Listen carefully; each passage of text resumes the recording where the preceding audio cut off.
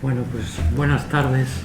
Vamos a dar comienzo a la tercera conferencia programada sobre el ciclo del monasterio de Santa María de la Vega de Oviedo, un ciclo que había empezado ya, parece que el 12 de enero, y esta es ya la tercera de las conferencias. En este caso, la ponente es la doctora doña Raquel Alonso Álvarez. Creo que es muy conocida ya por todos, por eso no voy a hacer extensa su presentación porque es conocida. Y ella es profesora titular de Historia del Arte de la Universidad de Oviedo, investigadora responsable del grupo Texto e Imagen. Es miembro de esta casa, de Cara Hispania, Episcopus y de Honor de Seifmar. Tiene estancias de investigación en el Instituto de Estudios Franciscanos, en la Universidad de Cambridge y París, en la École de Pratique des Hautes Études. Es editora científica de la revista de estudios medievales Territorio, Sociedad y Poder. Tiene numerosas publicaciones sobre sus líneas principales de investigación, que son el monacato femenino, el monacato cisterciense, historiografía medieval, utilización de textos y objetos en la construcción memorial.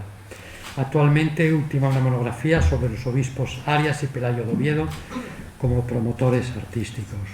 El título de la conferencia, sobre la que se hará hoy, es Domine y Señoras, Gontrodo Petri y su tumba en el monasterio de Santa María de la Vega. Así que sin más, le doy la palabra, Raquel, cuando quieras.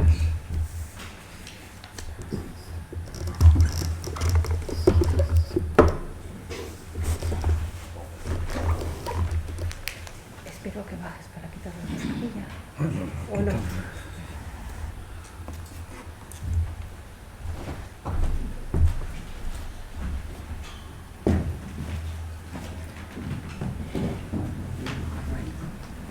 ¿Se me oye bien? ¿Ahí al fondo también? Bien, pues muy buenas tardes. Muchísimas gracias, Andrés, por la presentación y por haber aceptado también colaborar en este ciclo. Un agradecimiento que hago extensivo al Real Instituto de Estudios Asturianos, que se ha brindado a acogerlo bajo su protección, y al resto de los ponentes, a Lorenzo Arias y a María del Mar Díaz, que intervendrán, algunos ya intervinieron y otros intervendrán en jornadas sucesivas.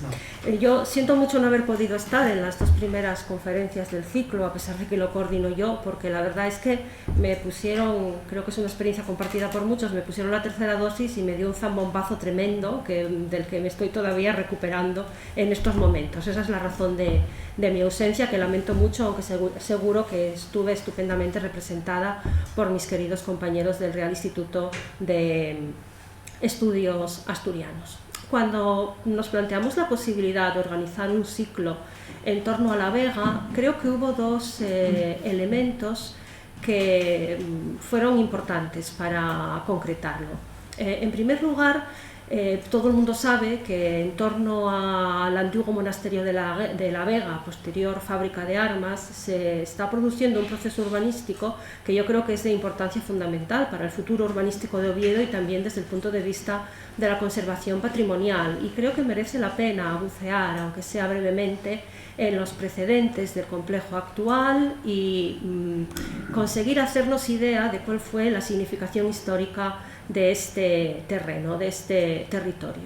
Y por otra parte, sucede, creo, que cuando los restos que se conservan de un complejo artístico o histórico-artístico son escasos, nos resulta a veces difícil hacernos idea de la importancia que tuvieron en su época. Yo creo que el elemento material es muy importante como anclaje visual, y cuando se conservan restos significativos, aunque estén incluso restaurados, de un conjunto, nos resulta mucho más sencillo imaginar la importancia que tuvo en su época. Cuando lo que ha llegado a nosotros es más disperso o fragmentario, creo que es necesario hacer un mayor esfuerzo de reconstrucción histórica, histórico-artística, aunque sea virtual o imaginaria. Y por ese motivo nos pareció interesante dedicarle un ciclo perdón, al monasterio de Santa María de la Vega. A mí me corresponde en esta conferencia desarrollar un aspecto concerniente al tema que creo que es uno de los más interesantes, por lo menos desde mi punto de vista, de las cuestiones que rodean y que gravitan en torno a este centro monástico.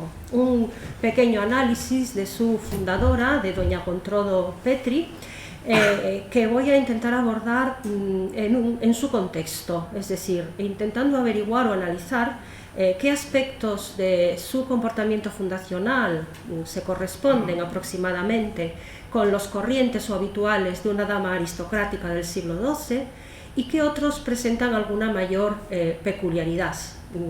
Y con esa intención he planteado esta intervención a manera de líneas generales y para intentar sugerir algunas cuestiones que creo que puede ser interesante abordar.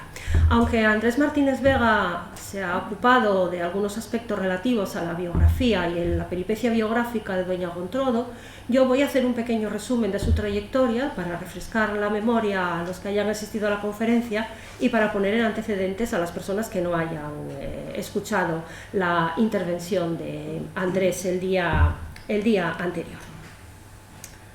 Así como digo, voy a trazar muy brevemente un perfil biográfico y los aspectos más importantes de su peripecia vital. La verdad es que sabemos muy poco sobre los orígenes familiares de Gontrodo Petri. Gracias a la crónica de Fons Imperatoris, es decir, la crónica del emperador Alfonso, este emperador es Alfonso VII, sabemos que era hija de Pedro Díaz y de María Ordóñez, como incluido en el pasaje de la crónica de Fons Imperatoris que está en la pantalla, que era muy bella, dice la crónica, pulcran, y de un linaje muy elevado, asturiano y tinetense. Bien, se ha considerado la posibilidad de que el linaje no fuera tan esclarecido, porque la verdad es que sabemos muy poco de sus progenitores, como digo, y ya Fernández Conde hace años supuso que quizá la crónica de Fons Imperatoris contenía un cierto grado de lisonja dedicado a la que, como veremos, luego se convirtió en la amante del rey Alfonso. Sabemos de estos tales Pedro y María que en 1132 defendieron sus derechos a la posesión del monasterio de San Juan de Berbió en Piloña y su madre, esta vez en solitario, María Ordóñez, fundó una alberguería en Río Seco, en Siero, con bienes procedentes de su herencia materna. Y parece que para garantizar el funcionamiento de la alberguería la entregó al monasterio de San Vicente de Oviedo. En todo caso, y sea como fuere, parece que en 1132 se produjo el encuentro entre Alfonso VII y Gontrodo Petri. Alfonso VII se encontraría en estos momentos en Asturias para sofocar la rebelión de Gonzalo Peláez y sería en este momento cuando se produjeron las relaciones entre ambos, que tuvieron como fruto, al año siguiente con toda probabilidad, una hija, Urraca. Urraca fue entregada para su educación a una hermana de Alfonso VII, a la brillantísima Sancha Raimúndez. Como no tengo imagen de ella, traigo aquí las de sus padres. Sancha Raimúndez era hermana de Alfonso VII, hija, por tanto, de Raimundo de Borgoña y de Urraca, que más tarde se convertiría en reina, sucediendo a su padre Alfonso VI. Fue una persona, la conocemos relativamente bien, especialmente gracias al extenso estudio que le dedicó ya hace muchos años Luisa García Calles, una historiadora que, por cierto, siempre aprovecho para reivindicar, porque ha sido muy injustamente olvidada, a pesar de su carácter pionero en muchos aspectos. Y como digo, Sánchez Raimúndez la conocemos relativamente bien, es una personalidad muy brillante que disfrutó de un extraordinario poder, y a ella, como digo, le fue entregada la pequeña Urraca para que fuera educada.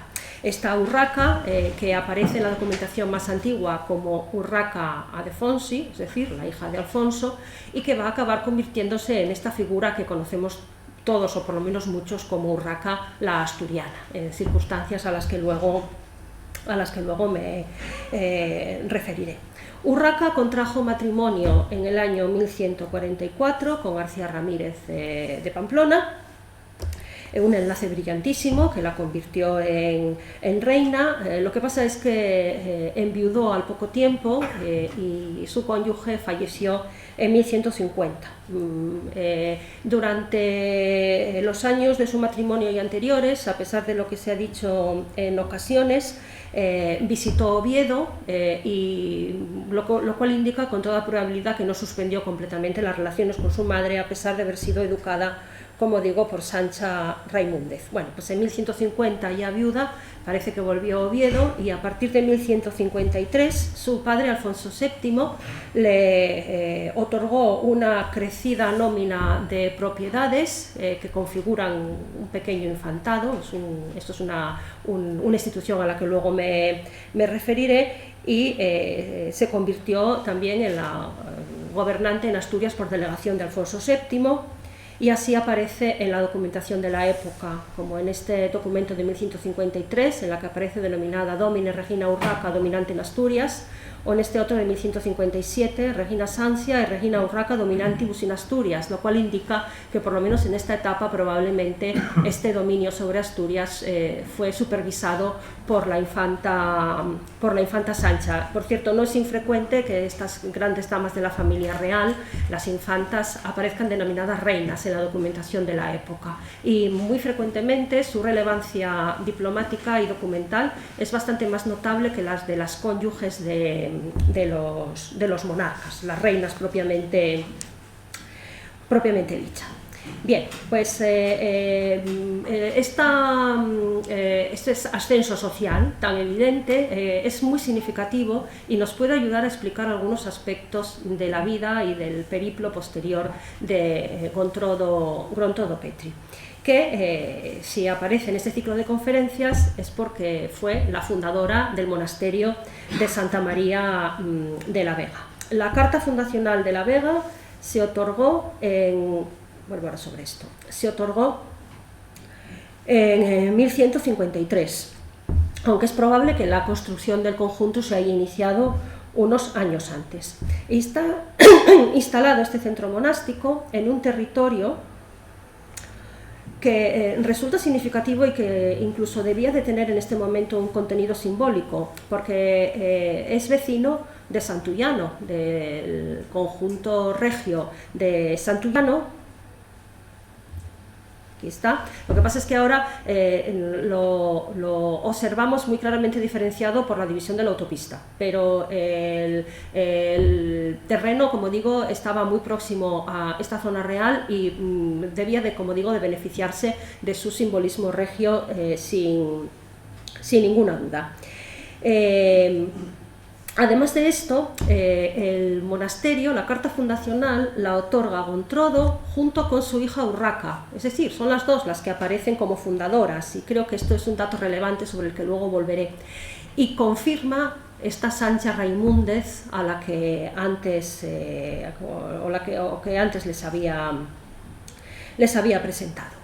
Es además muy llamativo el hecho de que el monasterio se coloque bajo las órdenes de la Congregación de Fontevraud, que es un conjunto de monasterios franceses que tiene como núcleo esta localidad de Fontevraud, este monasterio de Fontevraud, pero que resulta extraordinariamente escaso en territorio hispánico. Es raro, infrecuente. Fontevraud fue fundado hacia 1100 por Robert d'Abrissel como un conjunto heterogéneo que englobaba comunidad masculina, femenina y también atención a grupos de leprosos y a prostitutas, pero muy pronto este monasterio acabó por adoptar un sesgo aristocrático, muy especialmente después de convertirse en abadesa del mismo Matilde d'Anjou, que quedó viuda en 1120 y que era la tía de Enrique Plantagenet, el rey de Inglaterra, el posterior rey de Inglaterra. Y además de esto, pues, esto creo que es conocido,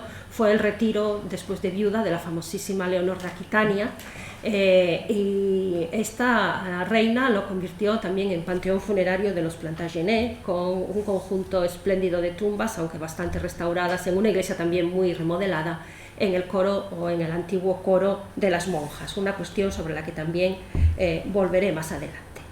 Bien. Aparte de esta pequeña relación de datos que resulta casi incluso aséptica, creo que lo que puede resultar interesante es intentar colocarlos en un contexto más amplio y que pueda brindarnos alguna explicación sobre las intenciones fundacionales y los deseos de Gontrudo Petri cuando emprendió su establecimiento de Santa María de la Vega. En primer lugar, como decía, nos resulta ya llamativa la elección de Fontevraud, porque más allá de que la congregación le pudiera parecer interesante por motivos diversos, creo que lo que resulta difícil ya de explicar de entrada es que haya llegado a su conocimiento, que una aristócrata asturiana conozca una congregación prácticamente sin representación hispánica, es algo que por lo menos merece que planteemos algunas posibilidades, aunque sea a manera de hipótesis. ¿Por qué eligió esta adscripción Gontrudo Petri? Pues para intentar explicar o proponer alguna explicación, creo que es interesante primero explicar o intentar explicar por qué no eligió el centro monástico que casi podríamos considerar que sería el natural en unas circunstancias normales, el muy prestigioso y antiguo monasterio femenino de San Pelayo de Oviedo, que todavía en el siglo XII era conocido como el Conventus Dominarum, es decir, el convento de las señoras, en el que habían profesado, como veremos, o por lo menos en el que habían residido damas de la familia real de diferentes generaciones, y que, como digo, por tanto, podía parecer el lugar apropiado para el retiro de Gontrudo Petri. En algunas ocasiones se ha sugerido la posibilidad de que su carácter de amante, es decir, no esposa oficial del monarca, le habría impedido el acceso a la comunidad de San Pelayo. Yo no lo creo. Yo creo que, como posibilidad razonable, por lo menos, se puede pensar que Gontrudo Petri prefirió realizar su propio establecimiento, porque aunque pudiera ingresar en San Pelayo, no sería concebible que alcanzara una alta relevancia en la comunidad del antiguo Conventus Dominarum, a la que sí podría aspirar en su propia fundación. Y creo que resulta además significativo que Gontrudo, cuando decide realizar su fundación monástica, no se haya inclinado por un emplazamiento más acorde con los dominios territoriales de sus padres. Parece que su padre tenía una fuerte implantación territorial en la zona de Tineo y que su madre poseía propiedades en el centro de Asturias. Y además esto era lo habitual. Los grandes monasterios aristocráticos solían establecerse en los lugares, lógicamente, en los que las familias fundadoras disponían de territorios y de implantación territorial, hablando siempre, por supuesto, en términos generales. Al contrario, Gontrudo eligió el emplazamiento ovetense y además en esta zona, como digo, con una fuerte carga simbólica regia y que además está directamente conectada con el monasterio de San Pelayo. Aquí tenemos esta vía de conexión entre ambos centros, y yo creo que esto no puede considerarse azaroso. Y además de esto, y a esta cuestión dedicaré algún breve comentario en la parte final de mi intervención, además de esto, probablemente también su intención fue conseguir un enterramiento privilegiado, para que tendría muchas más dificultades de obtener en un monasterio ya tan colmatado como el de San Pelayo de Oviedo. Una vez explicado o intentado explicarse por qué doña Gontrudo no eligió el centro de San Pelayo, también necesitamos plantear alguna posibilidad acerca de la elección de Fontevraud, porque podría haber elegido, pues no sé, podría haberse decidido, no sé, por un establecimiento cisterciense o de otro tipo de dependencia. Sin embargo, eligió Font-Romeu, que ya digo que es extraordinariamente, son muy raros en la península ibérica los monasterios que dependen de esta congregación. Yo propongo, a manera de hipótesis, que Gontroddo Petri llegó a conocer esta orden, o mejor, esta congregación, porque la orden que siguen, por lo menos teóricamente, es la de San Benito, esta congregación, a través de la familia real y quizá particularmente gracias a esta Sancha Raimúndez, a la que creo que ya vamos conociendo un poco mejor. Otro de los escasos centros monásticos dependientes de Font-Romeu fue el monasterio de Santa María de la Vega de Cea, que era un antiguo monasterio que fue donado en 1125 a la congregación francesa, a la que me vengo refiriendo, por la reina Urraca. Y además de ello, Luisa García Calles propone la posibilidad de que fuera la infanta Sancha Raimúndez, siempre muy inquieta desde el punto de vista devocional y de la organización de la Iglesia, que fuera la infanta Sancha Raimúndez la que inspirara esta entrega de Santa María de la Vega de Cea a la congregación francesa. Y aunque no se puede asegurar, porque los testimonios son muy escasos, a mí me parece que la documentación sugiere que quizá la relación entre Gontroddo y Sancha Raimúndez fue algo más intensa de lo que generalmente estamos acostumbrados a aceptar. Hay dos elementos que creo que lo sugieren, como digo. Hacia 1150, Gontroddo entró como socia en el capítulo de San Isidoro de León. Estas asociaciones tenían generalmente una finalidad de beneficios por el alma, etc. Un centro, San Isidoro de León, perteneciente al dominio de Sancha Raimúndez. Y en 1133, cuando se formaliza la constitución del monasterio de Santa María de la Vega de Oviedo, Sancha Raimúndez asiste a este acto y confirma el documento que lo certifica. Algún otro indicio más adelante creo que puede aducirse para esta propuesta que, como se pueden imaginar, no puede pasar, por supuesto, del territorio de la hipótesis. Bien. En esta época era muy frecuente que las grandes damas aristocráticas fundaran monasterios, o mejor, gobernaran monasterios fundados por el linaje al que pertenecían. Los grandes monasterios, especialmente los femeninos, eran plataformas de poder nobiliario y el linaje solía estar representado por las dominae, que un término que más adelante se castellanizará como señoras, se romanceará como señoras. Las dominae, como digo, solían representar el poder de su familia, de su linaje en los monasterios que habían sido fundados por estos grupos aristocráticos. Y no solo no necesariamente no eran monjas, sino que generalmente no lo eran, no cambiaban su estatus laico, aunque muy frecuentemente residían en estos monasterios y se ocupaban en general de gestionar los aspectos materiales, económicos, etc. Y como solían tener posiciones de poder en la corte y en los ambientes aristocráticos, eran personas muy apropiadas para gestionar e intentar conseguir privilegios o confirmación de privilegios o donaciones para sus centros monásticos, un papel que probablemente desempeñó Gontroddo al lado de Alfonso VII, que dice que realiza, en un documento dice explícitamente que realiza la donación a la Vega a causa, no sé si de la petición de doña Gontroddo o una expresión semejante a esta. Las dominadas señoras las conocemos ya muy bien en los siglos XII y XIII, pero aunque no se perfilen de manera tan precisa, sabemos que existieron con anterioridad y es una figura que se documenta ya en la alta y en la plena Edad Media.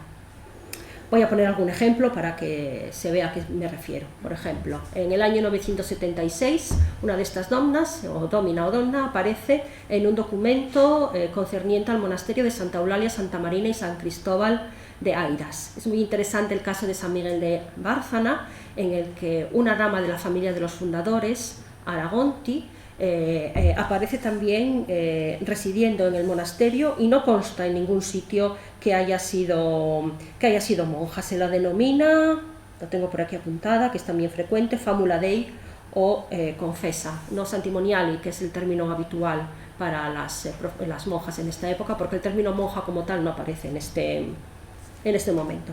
Este es el epitafio de la dama en el monasterio, y más adelante su hija Aura Ximénez, por tanto perteneciente al mismo linaje, se encuentra también en este monasterio de Bárcena, mencionada como comitisa y dómina, y también sin constar en ningún sitio que haya perdido su estatus laico para acogerse a la residencia monástica en cuestión. Hay muchos otros ejemplos, por ejemplo Pereda y Valdoré, que son monasterios leoneses, fueron fundaciones de Fernando y Pedro Flaínez para residencia de las dominae de la familia, e incluso en algunos casos podemos encontrar estas señoras residiendo en monasterios masculinos. Aquí traigo el ejemplo, es menos frecuente, pero existen casos. Aquí traigo el ejemplo de la donación de la infanta Cristina al monasterio de Cornellana de 1024, en el que establece la condición de que se le ofrezcan residencia a ella misma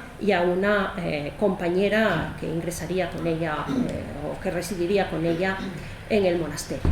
Esto, que puede parecernos un producto de la cierta desorganización que parece advertirse en el monacato, especialmente de la Alta Edad Media, se conserva o podemos encontrarlo también en una época ya de monacato reformado, incluso en monasterios cistercienses, lo cual resulta especialmente llamativo porque el cister es uno de los movimientos con una vocación más profundamente reformadora en el monacato de la Europa de la época. Pues también lo encontramos en los monasterios femeninos cistercienses, encontramos también estas dominae. Voy a poner también un breve ejemplo que es significativo. Estefanía Ramírez, que es una dama de un importante linaje, porque descendía por parte de madre de Pedro Ansúrez, fundó en el año 1176 el monasterio de Carrizo.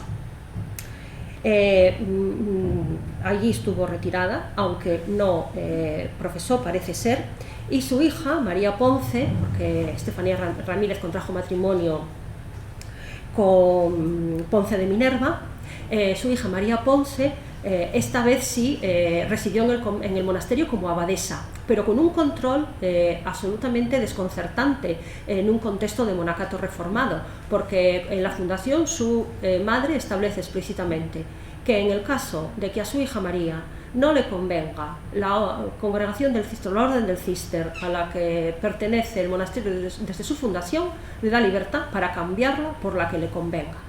No es frecuente que estos dominios y este control monástico se manifieste de manera tan altiva como en este ejemplo que he puesto, pero el dominio efectivo se advierte de manera, yo diría que prácticamente sistemática. Y seguimos encontrándolo en los siglos XII y XIII. Hay muchísimos ejemplos de monasterios cistercienses que cuentan con primero domina y luego señoras, cuando se romancea el término, los monasterios de Cañas, de Vileña y el poderosísimo e importante monasterio regio de las Huelgas de Burgos, del que fue señora doña Berenguela, por ejemplo, que era hermana de Alfonso X el Sabio. Yo creo que podemos empezar a considerar a Gontrodo Petri como la dómina de la Vega, del monasterio de la Vega. Y de hecho la documentación, especialmente las donaciones otorgadas por el rey, lleva este título: en 1154 Donne Gontrodi Petris y en 1157 Domine Gontrodis.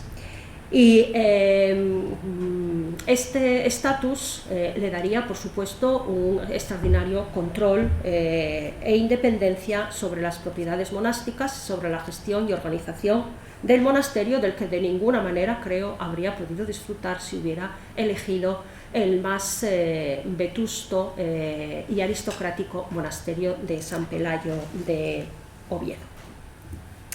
También las damas de la familia real ejercían como dominae, en ocasiones denominadas reinas, como he comentado antes para el caso de Sancha Raimúndez. Voy a poner también algún ejemplo.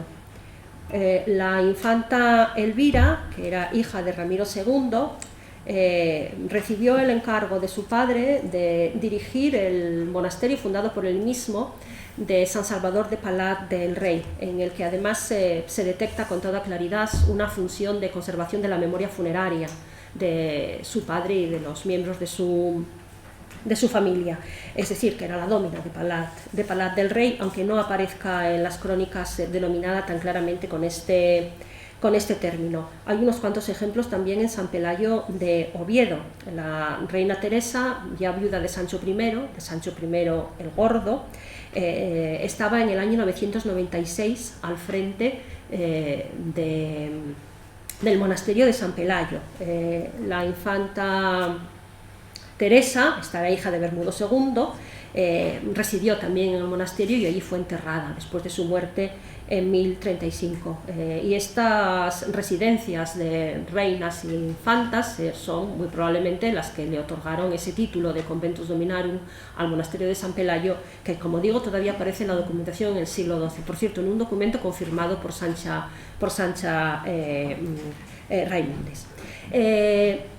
Hay casos también curiosos y llamativos, incluso señoras o reinas que todavía vive su esposo, que todavía vive su marido, y que aparecen como dómina de establecimientos de este tipo. Por ejemplo, la reina Sancha, que estuvo casada con Fernando I de León, en 1063, vivo todavía su marido.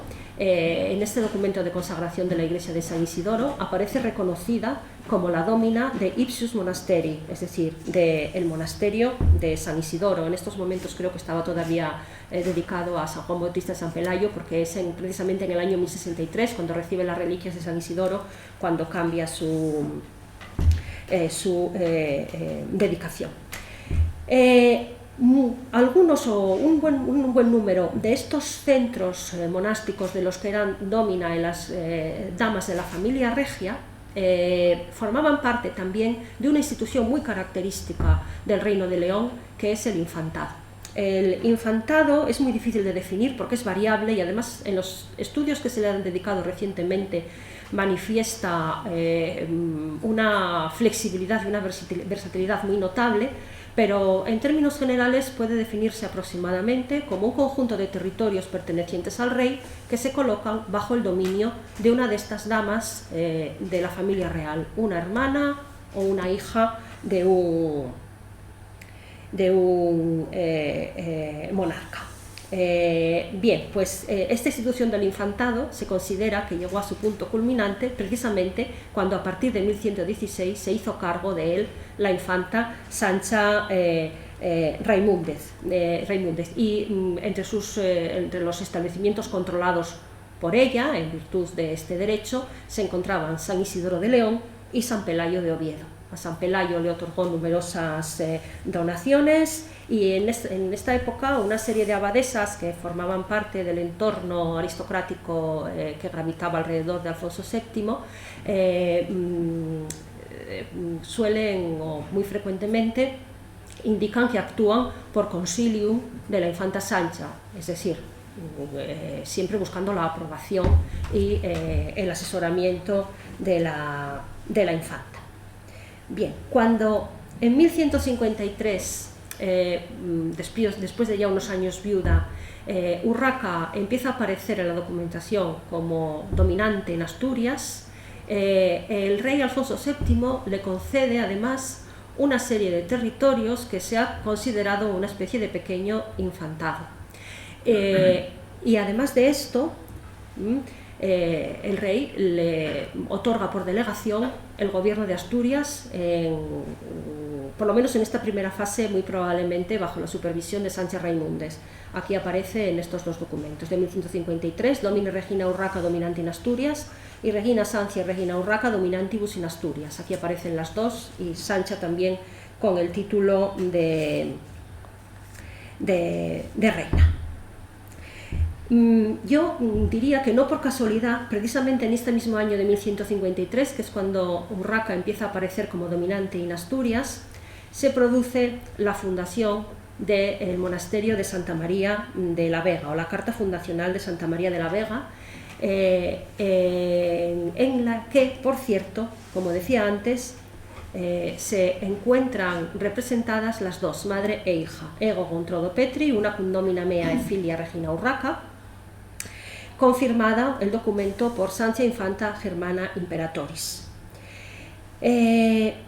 Existió quizá la intención de que este centro monástico fundado por Gontrodo Petri, y del que está claro que ella era la domina, la gobernante, existió la intención de que, como ocurre en muchas otras fundaciones aristocráticas de este tipo, el cargo de domina acabara por pasar a su hija, recogido en el monasterio, y que esto se hubiera hecho con la anuencia y el respaldo de Sancha Raimúndez. Bueno, pues es imposible asegurarlo, pero creo que puede por lo menos sugerirse como propuesta. Como ya he comentado, yo creo que existió una relación entre Gontrodo y Sancha más intensa, aunque es muy difícil calibrarla, de la que suele suponerse en general. Se suele repetir con cierta frecuencia que una vez encomendada la niña Urraca a la educación de Sancha, no volvió a ver a su madre hasta su boda. Sin embargo, hay documentos que la colocan junto a su madre en algunos actos. Por ejemplo, en 1143, un año antes de su boda, confirma una donación realizada por Gontrodo a San Vicente. Aquí aparece no como reina, sino titulada sencillamente como Urraca Adefonsi, Urraca la hija de Alfonso. Es posible que se hubieran producido más encuentros que la documentación no ha conservado o la documentación que lo refleja no lo haya conservado, pero es posible que se hayan producido más encuentros entre madre e hija, aunque resulta difícil asegurarlo. Y yo pienso que estos encuentros no podían de ninguna manera llevarse a cabo sin la aprobación de Sancha Raimúndez, que era la que tenía a su cargo a la niña y la que la estaba educando, y así aparece explícitamente reconocida esta función, por ejemplo, en la crónica de Fonsi Imperatoris. También esa asociación de Gontrodo a San Isidoro de León, un establecimiento bajo el dominio de Sancha Raimúndez, creo que puede ser significativo, y la confirmación de la infanta de la fundación de la Vega. Así que creo que se puede proponer, aunque ya digo que simplemente como hipótesis, que quizá Gontrodo Petri pensó en un momento en establecer este centro monástico para que también se acogiera o se instalara en él su hija. Si esto se pensó en algún momento, no se llevó a efecto, quizá porque a Urraca no le interesó o por cualquier otro motivo que nos resulta imposible imaginar. Por lo que sabemos, Urraca no residió nunca en este establecimiento monástico y de hecho lo desatiende en sus donaciones completamente, casi no le otorga ninguna, y es muy probable que su residencia fueron los palacios regios cerca de San Salvador de Oviedo, que luego fueron donados a la catedral. Y realiza una serie de donaciones a San Vicente, a San Pelayo, a la catedral, que forman un eclecticismo piadoso que es también muy característico de Alfonso VII y de Sancha Raimúndez, y que, como digo, ignora prácticamente la fundación de su madre, a Santa María de la Vega. Y unos años más tarde, hacia 1163, contrajo un nuevo matrimonio con Álvaro Rodríguez de Castro. Así que si la intención de Gontrodo fue esta, desde luego se vio frustrada, quizá por desinterés de su hija o por otro motivo que no conocemos. Pero en todo caso, Gontrodo se recogió como domina a su fundación de la Vega y allí estableció su lugar de enterramiento.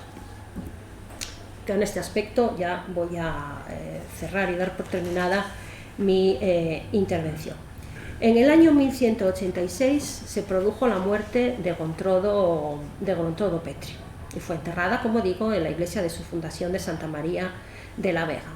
En esta extraordinaria tumba, de una calidad infrecuente en Asturias y que hay que atribuir con toda probabilidad a un taller foráneo, no sabemos si importada o llamada, o trabajando en Asturias en esta en esta época. Es un trabajo escultórico excepcional, como digo, y de una notable calidad que manifiesta la capacidad económica de Gontrodo y el interés que para ella tenía contar con una tumba notable y una tumba privilegiada, que se expone, esta sí, visualmente de manera muy clara y casi yo diría que aparatosa. En la parte central, en la espina de la tumba, se incluye un sencillo texto en el que indica que está enterrada en el sepulcro Fámula de Gontrodo, pero la tumba estaba acompañada de un destacadísimo epitafio cultísimo, lleno de figuras literarias de diferente tipo, que voy a leer traducido en la elegante traducción de don Francisco Diego Santos, y tiene mucho mérito porque es un texto dificilísimo de trasvasar a otra lengua, porque es un texto poético y muy complejo. Y solo lo voy a leer para que se vea el tono literario elevado y culto que aparece en él. Oh muerte, justa en exceso y que no entiendes de piedad con nadie. Si hubieras sido menos justa, hubieras parecido más ecuánime.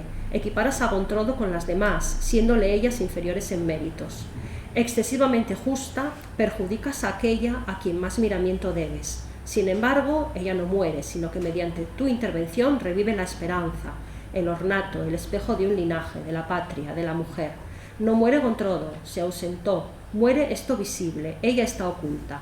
Se incrementaron sus méritos. Al abandonar a los hombres y al mundo, al aceptar morir al mundo, con la muerte se deparó a sí misma la vida. Y luego viene la fecha, 1000 2 veces 100, más 4 veces 6 dan la era, que es la era 1224, que corresponde con el año 1186, que es el de la muerte de la dama. Más peliagudo resulta el problema de intentar establecer, aunque sea como teoría o como hipótesis, dónde se colocó inicialmente este sepulcro. En la iglesia monástica, suponemos, con seguridad, pero en qué zona y en qué contexto litúrgico. Bien. Antes de que se derribara el monasterio de la Vega, parece que se conservaba englobado en el reedificado conjunto barroco, que se conoce bien porque lo ha estudiado Yayoi Kawamura, desde el punto de vista de estas ampliaciones.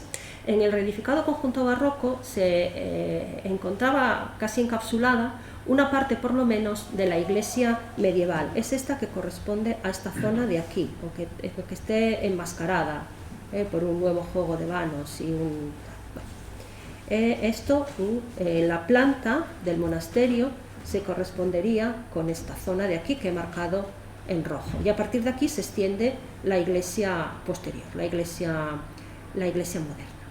En la época en la que se realizan las descripciones de este complejo monástico, la antigua iglesia medieval funcionaba como coro de monjas,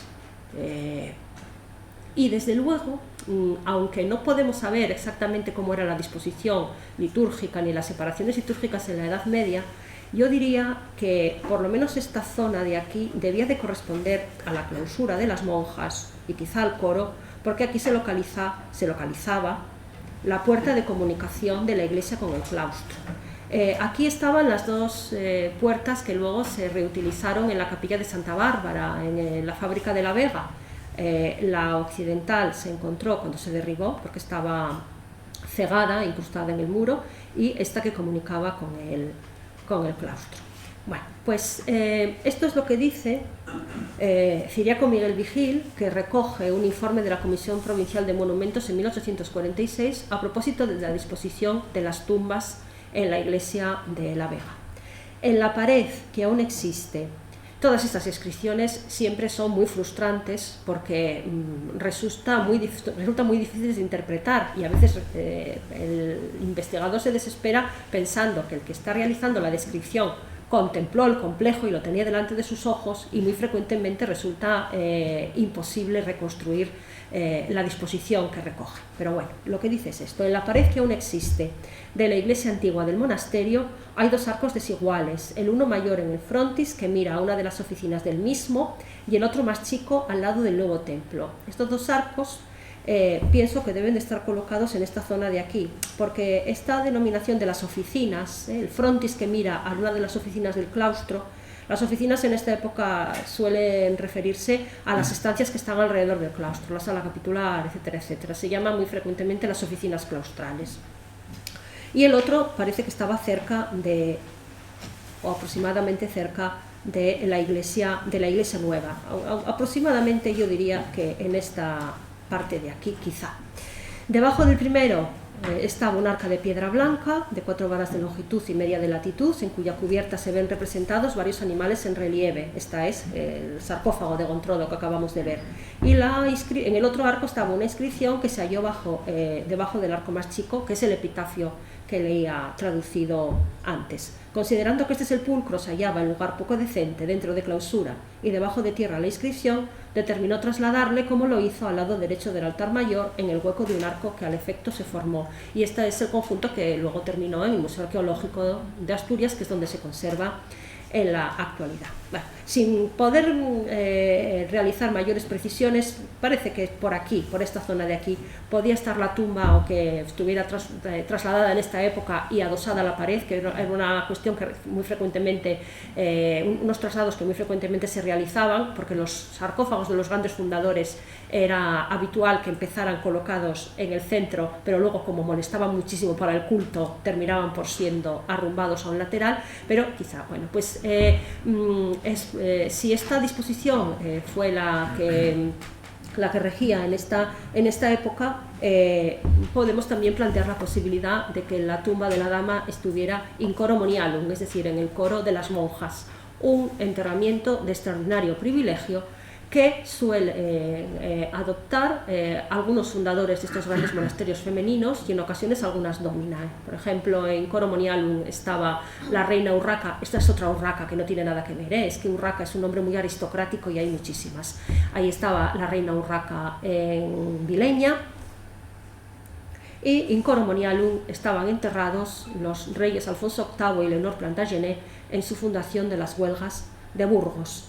Y el documento de consagración o de segunda o tercera consagración de la Iglesia ahí lo sitúa sin ninguna duda, in coro monialum. Es imposible asegurar que la tumba de Gontrodo disfrutara de un emplazamiento tan privilegiado, pero creo que puede haber también algún elemento que nos permita suponerlo o proponerlo como propuesta. Y desde luego no desdeciría con el emplazamiento que podríamos esperar para una gran dómina aristocrática en un monasterio del siglo XII.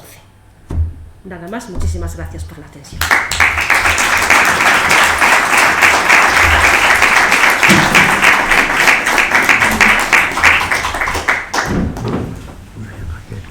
Muchísimas gracias, Raquel. Después de estas palabras y de esta conferencia tan documentada y con planteamientos pues tan interesantes, pues abrimos un turno de intervenciones por si alguien quisiera hacerle a la autora alguna pregunta o alguna observación. Buenas tardes, enhorabuena por la exposición y agradecido al mismo tiempo. Quería hacer una pregunta. ¿Qué supone la reforma monacal de cara a las fundaciones monásticas por parte de dóminas?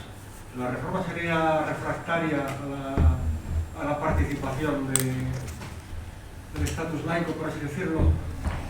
Es una pregunta, gracias por la felicitación, es una pregunta muy interesante y que nos sumerge en el complejísimo mundo del monacato femenino medieval, que es mucho más complicado que el masculino, precisamente porque la implantación aristocrática es mucho más evidente y son monasterios que se utilizan de manera más decidida en ese sentido. La reforma, bueno, todas las reformas ya desde los padres visigodos consideran inconvenientes muchas fórmulas monásticas que sin embargo se siguen practicando a lo largo de los siglos. Los monasterios familiares, los monasterios dobles, todo este tipo de instituciones. Lo que sucede es que a pesar de las reiteradas prohibiciones siguen existiendo, lo cual quiere decir que desempeñan un papel importante desde el punto de vista social y económico. los grandes reformadores los fustigan, el benedictinismo también, y la gran reforma del Cister, por supuesto. Lo que sucede con el Cister es que la relación de la orden cisterciense con los monasterios femeninos es a veces difícil de establecer, porque en ocasiones, bueno, en primer lugar porque inicialmente el Cister fue muy refractario al establecimiento de monasterios femeninos de su orden. No, como se ha dicho, por una cuestión de misoginia de Bernardo de Claraval, que además sabemos que tenía una tierna correspondencia con amigas. Es un personaje muy interesante desde ese punto de vista, no por una cuestión de misoginia, sino porque las monjas, las religiosas, no son autosuficientes desde el punto de vista sacramental, no pueden vivir solas en un monasterio, necesitan siempre la asistencia de clérigos o de capellanes o de monjes ordenados que les administren los sacramentos. Y claro, para los monjes cistercienses, que son, por lo menos inicialmente, de vocación tan rigorista, esto resulta complicado de abordar. Lo que sucede es que en la práctica se van formando grupos de religiosas, primero en Francia y luego en otros lugares, se van formando grupos de religiosas que viven más o menos con una disciplina inspirada en el Cister. Y luego la orden, como suele suceder en estas ocasiones, va regularizando el estatus de estas comunidades más o menos como puede, dependiendo de la influencia del promotor, de la influencia de las damas que estén allí recogidas y demás. Hay un caso muy interesante que estudió hace poco tiempo Ghislaine Bory, que es el del control que intentó establecer las huelgas de Burgos sobre los monasterios cistercienses femeninos de Castilla, muchos de ellos fundados antes que las huelgas anteriores. Los emisarios del Cister, la mayor parte de ellos, son incapaces de establecer cuándo se adscribieron al Cister. Todo el mundo da por supuesto que son monasterios femeninos cistercienses, pero la dependencia legal y normativa exacta muchas veces o no existe o no puede precisarse. Y eso es lo que hace que estas comunidades femeninas sean un poco fluidas en ese sentido, en ese aspecto. Y de hecho, cuando el Cister acaba por imponer el abandono o que se dejen de considerar estos, o que se dejen de utilizar estos monasterios femeninos como núcleos o como plataformas de poder aristocrático, decaen todos. Ninguno sobrevive, o casi no sobreviven, o mal sobreviven, porque ha desaparecido el interés económico de los protectores de los monasterios de las mujeres, que era colocar a las damas de la familia. Muchas veces, además, llevaban a sus hijos, los criaban allí, las niñas y los niños, y utilizarlos como elemento propagandístico, como conservación de la memoria del linaje a través de los panteones dinásticos, o de los tumbos, o de las memorias genealógicas, o del tipo que fuera. Entonces, el caso del monacato femenino es muy complejo por todos estos motivos. No sé si he podido contestar porque el panorama es enrevesado. Cumplidamente. Gracias. ¿Alguien más? Bueno, pues parece que quedó todo claro. Así que damos por finalizada esta tercera sesión del ciclo. Y no sin antes anunciarles que el próximo jueves, día 27, será ya la cuarta y última, y tiene por título Pasado y presente del recinto fabril de La Vega y su entorno, espacios de trabajo y dotaciones sociales. Así que les esperamos el próximo jueves 27. Muchísimas gracias por su presencia y hemos terminado. Gracias.